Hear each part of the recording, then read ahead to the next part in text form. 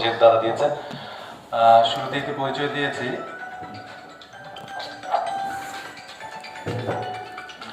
তারপরে একটু অ্যাড করা, সেটি হচ্ছে যে আমি প্রজেক্ট ম্যানেজার দুলাল মজুমদার।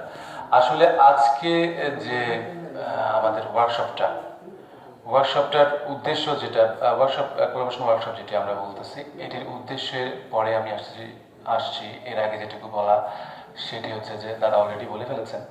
তারপর আমি আরেকটু অ্যাড করব, সেটি হচ্ছে যে আমি আমার প্রতিষ্ঠান সম্পর্কে একটু বলি। সেটি হচ্ছে যে আমাদের প্রত্যাশী যে প্রতিষ্ঠান থেকে আমরা এসেছি, আমাদের প্রতিষ্ঠান প্রত্যাশী, যেখানে আমাদের সম্মানিত নির্বাহী পরিচালক মহোদয় মনোরা বেগম আপনারা অনেকেই চিনবেন।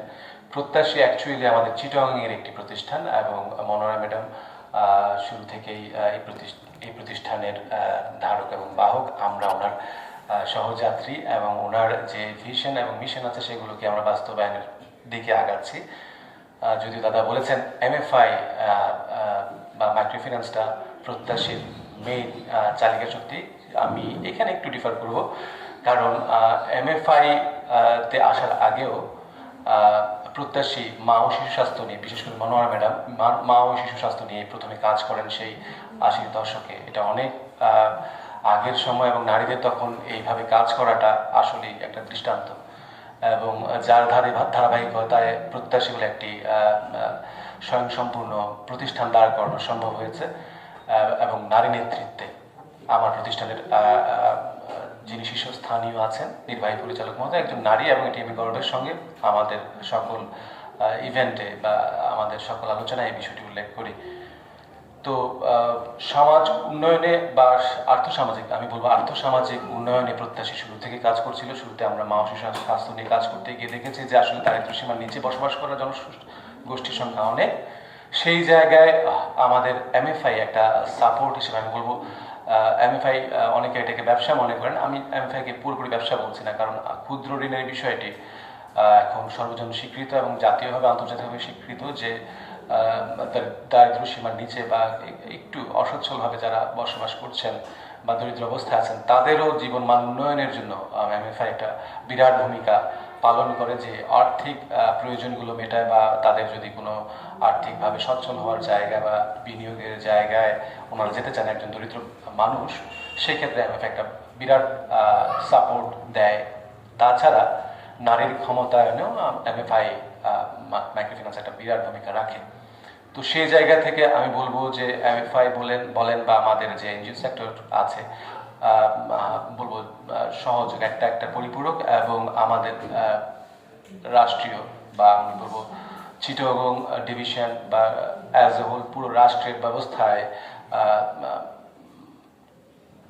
দরিদ্র সীমার নিচে বসবাস করা জনগোষ্ঠীর জন্য প্রত্যাশী আর্থসামাজিক অবস্থার উন্নয়নে গুরুত্বপূর্ণ ভূমিকা পালন করছেন। এবং প্রত্যাশী যেহেতু চিটাগংয়েরই একটি নিজস্ব এনজিও, চিটাগংয়ের পালস বা জনমানুষের অভাব অভিযোগ সম্পর্কে প্রত্যাশীর যে অভিজ্ঞতা এটি অন্য কোনো প্রতিষ্ঠানের সেভাবে নেই।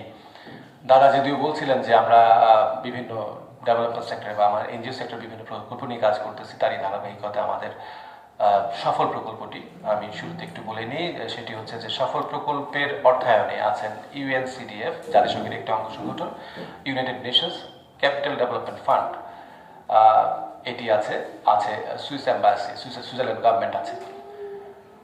আমরা কাজ করছি প্রবাসী পরিবারের সদস্য নিয়ে।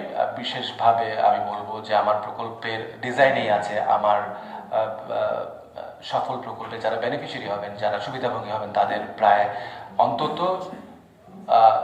60% বেনিফিশিয়ারি আমাদের নারী হতে হবে। তার মানে শুরুতে আমি এটি কেন বলছি, কারণ আমরা চাচ্ছি যে নারীর ক্ষমতায়নকে আমাদের প্রকল্পের তরফ থেকে আমরা আপহোল্ড করছি, আমরা গুরুত্ব দিচ্ছি। আমাদের এই সফল প্রকল্পটি নিয়ে যদি আমি বলতে চাই, তাহলে যেহেতু এখানে ইউএনও সংশ্লিষ্ট হয়েছে, সুইজারল্যান্ড গভর্নমেন্ট সংশ্লিষ্ট হয়েছে, প্রত্যাশী আমরা তো আছি, যেটি আসলে জাতীয় এবং আন্তর্জাতিক পর্যায়ে বিভিন্ন রিসার্চ থেকে বা স্টাডি থেকে দেখা গেছে যে যারা প্রবাসী পরিবার আছেন বা যেসব ব্যক্তিরা প্রবাসে জীবনযাপন করছেন, দীর্ঘ সময় শ্রম দিচ্ছেন, শ্রমিক হিসেবে হোক বা যে কোনোভাবে অর্থ উপার্জন করে দেশে পাঠাচ্ছেন, রেমিটেন্স পাঠাচ্ছেন, রাষ্ট্র এই যারা প্রবাসী আছেন, প্রবাসী আয় দেশে পাঠাচ্ছেন, এদেরকে কিন্তু 2020-এর দিকে বোধহয় আমরা একটা টার্ম রাষ্ট্রীয়ভাবে দিয়েছি, তাদেরকে আমরা বলছি রেমিটেন্স যোদ্ধা। তো রেমিটেন্স যোদ্ধা বলছি কেন? কারণ আমরা সবাই, যেহেতু আমরা বাংলাদেশের নাগরিক, আমরা জানি পরিবর্তিত রাজনৈতিক পরিস্থিতিতে 5ই আগস্টের পরে বাংলাদেশ যেহেতু একটি আমি বলবো ক্রান্তি লগ্নে ছিল, সেই সময় রাষ্ট্রীয় কাণ্ডার ধরার জন্য বা আর্থসামাজিক অবস্থাটাকে সচল রাখার জন্য আমাদের যে রেমিটেন্সের ফ্লো সেটি খুব ভালো পরিমাণে ছিল বলে আমরা আর্থিকভাবে তেমন কোনো বলবো বিরুদ্ধ অবস্থায় পড়িনি। তো আমরা জাতীয়ভাবে স্বীকার করছি যে রেমিটেন্স বাংলাদেশের অর্থনীতিতে একটা বিরাট ভূমিকা রাখে এবং রেকর্ড সংখ্যক রেমিটেন্স আমরা রিসিভ করেছি 5ই আগস্টের পরে $32 বিলিয়ন মতো। তো এইটি যেহেতু রাষ্ট্রীয় অর্থনীতিতে একটি বিশাল ভূমিকা রাখে, সেহেতু রেমিটেন্সের বিষয়টিকে জাতীয়ভাবে আমরা গুরুত্ব সহকারে দেখছি। আন্তর্জাতিকভাবে তো অবশ্যই জাতিসংঘ যেহেতু ইনক্লুড হয়েছে, তারাও বিষয়টিকে গুরুত্ব সহকারে দেখছে। তো আমাদের এই প্রকল্পের আপনারা ইতিমধ্যে জেনেছেন যে প্রকল্পটির নাম সফল নামকরণের পিছনে একটু যদি আমি বলি, কারণ আমরা দেখেছি যে শুধু বাংলাদেশ না, তৃতীয় বিশ্বের যে দেশগুলি আছে যেখান থেকে শ্রমিকরা বিভিন্ন দেশে যাচ্ছেন এবং রেমিটেন্স পাঠাচ্ছেন, দেখা গেছে ওনারা প্রবাসে থাকাকালীন সময়ে অনেকেই দীর্ঘ সময় থাকছেন, 10-12 বছর 15 বছর থাকার পরে এবং ভালো পরিমাণে অর্থ, একটা সম্মানজনক বা একটা ভালো পরিমাণে অর্থ দেশে পাঠাচ্ছেন। পরিবারটি যখন প্রবাসী যখন বিদেশে আছেন ততদিন হয়তো পরিবারটি ভালো চলছে, প্রবাসী অবশ্যই বয়সসীমা বা কাজের সীমাবদ্ধতা আছে, ভিসার সীমাবদ্ধতা আছে, বিভিন্ন কারণে 10-15 বা তারও অধিক সময় আমরা দেখেছি 20 বছর 25 বছর 15 বছর 25 বছর এরকম সময় প্রবাস জীবন কাটিয়ে ওনারা দেশে ফিরে এসছেন। এসে দেখা গেছে যে 2-4 বছরই হয়তো ভালোভাবে ওনারা পরিবারটি ভালো চলছে, আর্থিকভাবে সচ্ছল আছে, কিন্তু আবার 2-4 বছর পরে দেখা যাচ্ছে আবার আর্থিক অভাব অনটনের মধ্যে ওনারা পড়ে যাচ্ছেন। তো একজন ব্যক্তি যখন তার জীবনের একটা লম্বা সময় প্রবাসে কঠোর পরিশ্রম করে পরিবারকে সময় ওভাবে না দিয়ে, পার্সোনাল টাচ না দিয়ে এবং পিতামাতা বা সন্তানদের ব্যক্তিগতভাবে উপস্থিত থেকে সেবা বা পরিচর্যা না করে প্রবাসে শুধুমাত্র অধিক অর্থ উপার্জনের জন্য প্রবাসে যান এবং কঠোর শ্রম করেন, জীবনের আমি বলবো একটা বিরাট অংশ সময় কঠোর পরিশ্রম করে পরিবারকে পরিচালনা করেন, অর্থ পাঠান। এরপরে যখন উনি আমি বলবো রিটায়ারমেন্ট 10-12-15 বছর প্রবাস করার পরে ওনার রিটায়ারমেন্টে থাকার কথা, দেশে ফিরে উনি একটা সচ্ছল আর্থিক অবস্থা পাওয়ার কথা, কিন্তু এমনটা হয় না।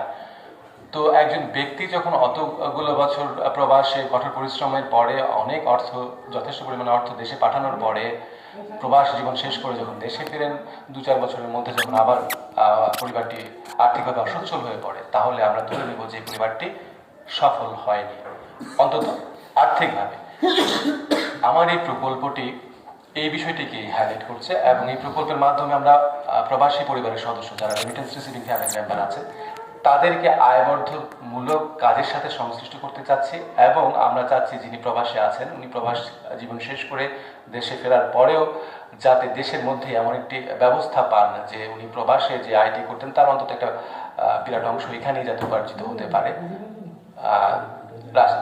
দেশে উনি দেশীয় তার পরিবারের মাধ্যমে যাতে সেই উপার্জনের ক্ষেত্রটি তৈরি হয়।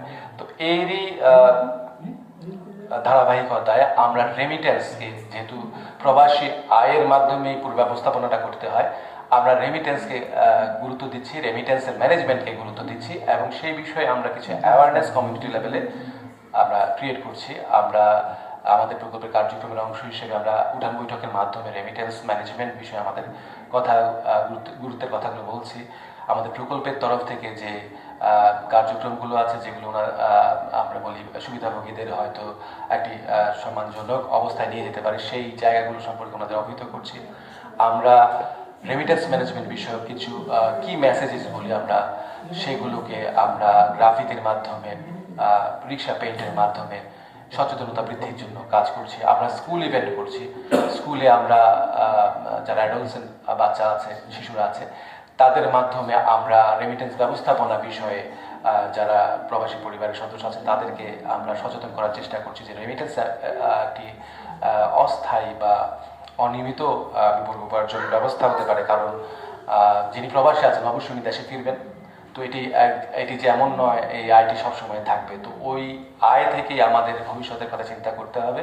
সেই বিষয়গুলোতে আমরা রেমিটেন্স ম্যানেজমেন্ট যাতে প্রপার হয় এবং সুদূর প্রসারী চিন্তা থেকে যাতে রেমিটেন্সের ব্যবহারটি হয়, সেই বিষয়ে আমরা কিছু সচেতনতামূলক মেসেজ স্কুল ইভেন্টগুলোতেও দিই। আমরা সেখানে বিতর্ক প্রতিযোগিতার ব্যবস্থা করি, আমরা কুইজ প্রোগ্রামের ব্যবস্থা করি, আমরা পোস্টার প্রেজেন্টেশন করি, যেখানে আমরা আসলে আমাদের যে কি মেসেজেস যে আছে রেমিটেন্স থেকে সঞ্চয়ের দিকে, রেমিটেন্স রিসিভিং ফ্যামিলি মেম্বার যারা প্রবাসী পরিবার যারা আছে তাদেরকে সঞ্চয়ের দিকে আমরা উদ্বুদ্ধ করি, এবং আমি বলবো যে অপচয়ের জায়গাগুলোকে রোধ করার চেষ্টা করতে বলি, এবং সেখান থেকে আমরা সঞ্চয়ের পরে ওনাদেরকে বিনিয়োগের দিকে উদ্বুদ্ধ করি। কারণ সেখানেই আমরা এই মেসেজগুলোর মাধ্যমে আমরা কমিউনিটিতে পৌঁছাতে চাই যে আমাদের একটা প্রকল্প আছে, সফল প্রকল্প, যেটির মাধ্যমে আমরা প্রবাসী পরিবারের সদস্যদের কিছু প্রশিক্ষণের আয়তে আনতে পারি। যেমন আমরা এটুকু বুঝি যে অর্থ আসলে আমরা দুটো ট্রেনিং করাই, আমি একটু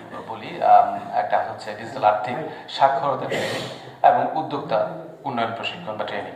তো এই জায়গায় আমরা এটাকে ডিজিটাল আর্থিক সাক্ষরতা ট্রেনিং কেন বলছি, এর মাধ্যমে আমরা আসলে এই ট্রেনিংটার মাধ্যমে আমরা কমিউনিটি লেভেলে যারা রেমিটেন্স রিসিভিং ফ্যামিলি মেম্বার আছেন তাদের আমরা সঞ্চয়ের ফ্যামিলি বাজেট থেকে শুরু করে কীভাবে সঞ্চয় করতে এবং নিরাপদ সঞ্চয়ের ব্যবস্থা কীভাবে হবে এবং রাষ্ট্রীয় ব্যাংকিং ব্যবস্থাকে এবং অনলাইন ব্যবস্থাকে কীভাবে নিরাপদভাবে ব্যবহার করা যাবে, এই বিষয়গুলোতে আমরা সচেতনতা দিই বা আমরা ট্রেন আপ করি। আমরা অনলাইন ট্রানজ্যাকশনগুলোকে উদ্বুদ্ধ করি এবং অবশ্যই রাষ্ট্রীয়ভাবে স্বীকৃত যে বৈধ পন্থা রেমিটেন্স রিসিভিংয়ের বিষয়গুলোকে আমরা উদ্বুদ্ধ করি, এবং রাষ্ট্রের তরফ থেকে যে সুবিধাগুলো একজন রেমিটেন্স রিসিভিং ফ্যামিলি মেম্বার বা রেমিটেন্স প্রোভাইডিং যে প্রবাসীর জন্য আছে সেই বিষয়গুলো সম্পর্কে আমরা আর্থিক সাক্ষরতা প্রশিক্ষণগুলোতে আমরা আমাদের বেনিফিশিয়ারি বা সুবিধাভোগীদের অবহিত করি।